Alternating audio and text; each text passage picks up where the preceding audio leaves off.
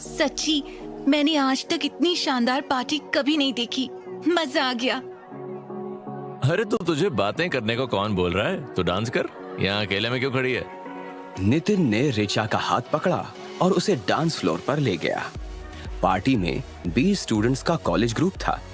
वहीं कोने में एक लड़का चुपचाप से बैठा हुआ कोई बुक पढ़ रहा था। उसने एक बड़ा सा चश्मा पहना हुआ था, लेकिन दिखने में वो हैंडसम था। उसके पास एक लड़की वाइन का गिलास ले आई। उस लड़की का नाम मीनल था। मीनल ने लड़के के हाथ से किताब छीन ली। ईशान, नया साल आने वाला है और तुम ये बोरिंग सी बुक पढ़ रहे हो। चलो आओ मेरे साथ। मीनल, तुम्हें पता है ना, मुझे डांस वांस नहीं आता और तुम मुझे डांस फ्लोर पर ले जाने की बात कर रही हो। मीनल ने ईशान के हाथ से बुक ली और टेबल पर रख दी। मीनल उसे खींचते हुए डांस फ्लोर पर ले गई। यूहू, न्यू ईयर आने वाला है। ईशान भी मीनल के फोर्स करने पर हल्के हल्के से डांस करने लग गया। मीनल उसके करीब आने की कोशिश कर रही थी। ईशान दूर होता तो मीनल उसके और भी पास आ जाती। क्या ईशान, मैं तुम्हारे करीब आने की कोशिश कर रही हूँ और तुम मुझसे दूर भाग रहे हो। ईशान के चेहरे पर स्माइल आ गई। न्यू ईयर शुरू होने में अभी कुछ टाइम ही बाकी रह गया था। रूम में सब लोगों को किचन से अचानक किसी लड़की के चीखने की आवाज आई।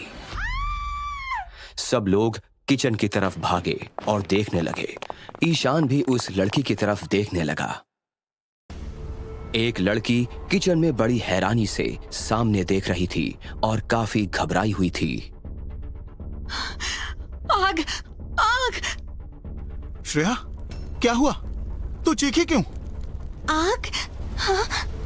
Oh shit! ये पर्दे में आग कैसे लग गई? मुझे नहीं पता। रोहन और ईशान ने जल्दी से आग पर पानी फेंका। आग ज्यादा नहीं थी, इसलिए जल्दी बुझ भी गई। रोहन ने श्रेया को गले से लगाया। कोई बात नहीं, अब चुप हो जा। देख, आग बुझ गई।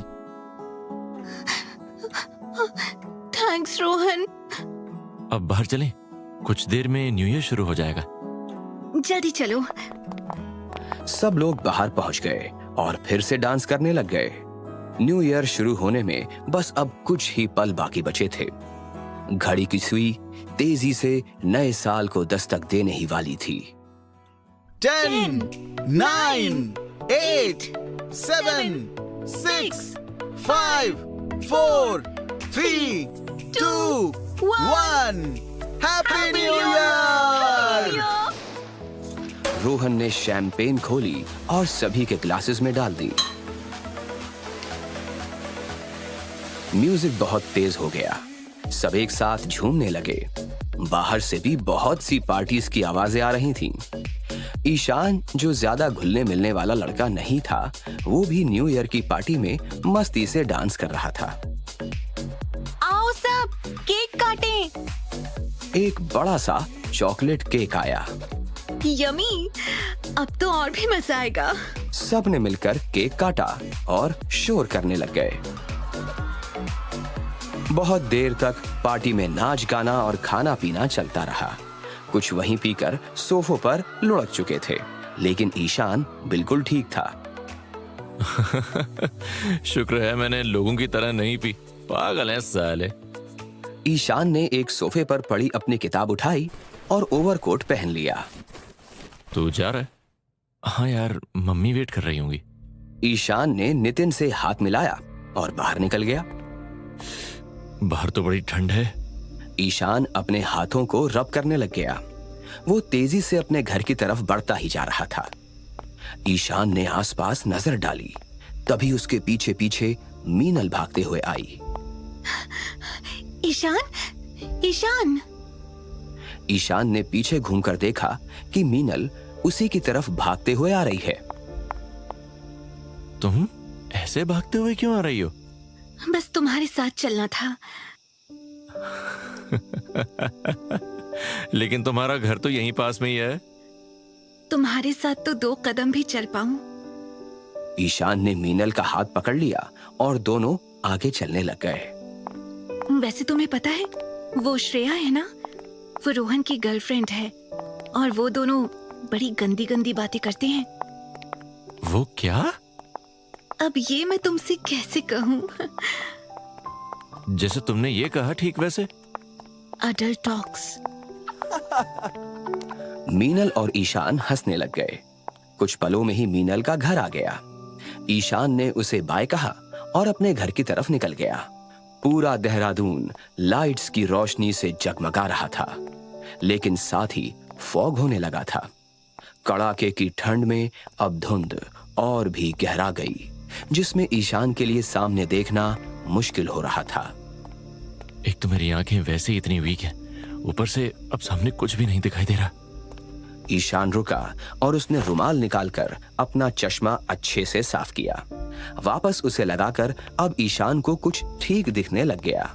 आसपास जितने भी घर वो देख रहा था, सब पर लाइट्स लगी हुई थी। शोर की आवाजें आ रही थीं। ये पार्टियां तो खूब देर रात तक चलने वाली हैं। धुंध भी काफी होती जा रही है। अचानक स्ट्रीट लाइट्स जलने बुझने लग गईं।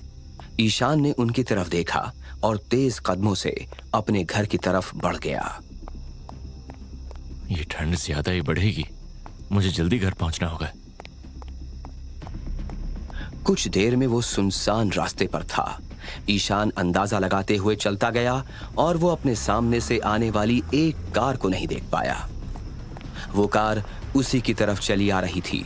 ड्राइवर शराब के नशे की वजह से कार पर कंट्रोल खो बैठा और कार ईशान से टकरा गई। ईशान बहुत ऊंचा उछल गया और जब वो नीचे गिरा तो वो कार उसे कुचलते हुए निकल गई। इस दर्द के बाद उसकी आंखों के सामने अंधेरा छा गया और अचानक ईशान चिल्लाया, ये क्या? मैं तो मर चुका हूं। हे भगवान, मैं मर गया। ईशान को तो विश्वास ही नहीं हो रहा था। मैं मर कैसे सकता हूं? ईशान कुछ भी नहीं देख पा रहा था। सब तरफ मानो एक अंधेरा सा छाया हुआ था। उसकी अपनी ही चुप्पी उसे खुद को डरा रही थी। ऐसे मौकों पर जब ईशान को अक्सर पैनिक अटैक आता था या वो दर्द से रोने लगता था, ऐसी चुप्पी से वो डर जाता था। लेकिन आज ऐसा नहीं हुआ। आज मुझे क्या हो गया है? मुझे कुछ भी महसूस क्यों नहीं हो रहा? नहीं मैं कुछ कर पा रहा हूं। ईशान को अचानक महसूस हुआ कि कोई उसे अपनी तरफ जोर से खींच रहा है। ये मुझे कौन खींच रहा है? ईशान ने पास के पोल को कसकर पकड़ लिया, लेकिन वो फिर भी नहीं रुक पा रहा था और कुछ तेजी से उसे अपनी ओर खींचने लगा। इसके बाद वो नहीं रुक पाया। ईशान के पास उस तरफ जाने के अलावा और कोई भी रास्ता नहीं था। एक अंधेरा कमरा था जहां अचानक एक औरत के चीखने की आवाजें आ रही थीं। ये कमरा एकदम सिंपल सा था। लकड़ी का सोफा, टेबल, अलमारी और एक बड़ा सा बेड लगा हुआ था। जमीन पर गद्दे लगे हुए थे और उन पर कुशन्स फैले थे। बेड पर एक औरत लेटी हुई थी और वो दर्द में चिल्ला रही थी। उसे लेबर पेन हो रहा था और वो जल्द ही एक बच्चे को जन्म देने वाली थी। उस औरत ने कुछ देर बाद एक बेटे को जन्म दिया। दाई माँ ने बेटे को उस अनजान औरत की गोद में दे दिया। बच्चे ने धीमे से अपनी आंखें खोली और अपने आसपास देखा। सब कुछ धुंधला था, लेकिन फिर सब कुछ उस बच्चे को साफ साफ दिखने लगा। ये क्या? मेरा तो फिर से जन्म हो गया। यह बच्चा और कोई नहीं बल्कि ईशान था, जिसकी अभी कुछ देर पहले ही मौत हुई थी। ऐसा क्यों लग रहा है कि ये जगह मैंने पहले देखी हुई है? ये मेरा जन्म कहाँ हुआ है? सब कुछ देखा हुआ सा लग रहा था। बच्चा दीवार को देखने लगा जो जानी पहचानी थी। फिर उसने अपने पास लेटी हुई औरत को देखा।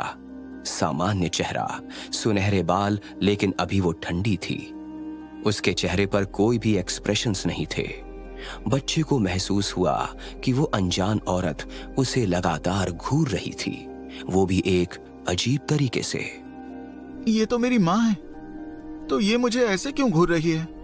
क्या हुआ? क्या मैं दिखने में अच्छा नहीं हूं? उस अनजान औरत को देखने के तरीके से बच्चे का दिल बुरी तरह से बैठने लग गया। उस अनजान औरत ने गहरी सांस लेकर बच्चे को फिर से देखा और अपना मुंह बनाया। यूजलेस। ऐसा महसूस हो रहा है कि जैसे ये सब मैंने पहले भी फील किया है, लेकिन पहली बार हो रहा है। अनजान औरत ने बच्चे की तरफ देखा। आखिर ईशान का पुनर्जन्म किस जगह हुआ? क्या वो इस जगह को जानता था? उस अनजान औरत ने उसे यूजलेस क्यों कहा?